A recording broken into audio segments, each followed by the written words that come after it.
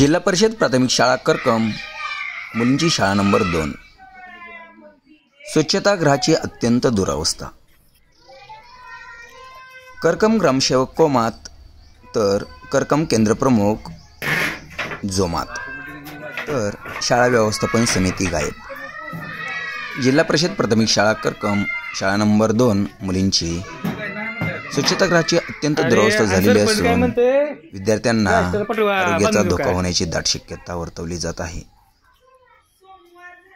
या शाळेमध्ये पिण्याच्या पाण्याचीही फिल्टरयुक्त सोय नाही. त्याचप्रमाणे शिक्षकांची संख्या कमी आहे. विद्यार्थ्यांची संख्या एकीकडे जिल्हा परिषद शाळेतून कमी होत असतानाच जिल्हा परिषद शाळा क्रमांक मुलींची 2 या शाळेमध्ये पट अतिशय सुंदर आणि नावाजण्यासारखा आहे. त्यामुळे याचे श्रेय केंद्रप्रमुखच घेतात की काय, परंतु केंद्रप्रमुखाचे शाळेकडे अत्यंत दुर्लक्ष आहे.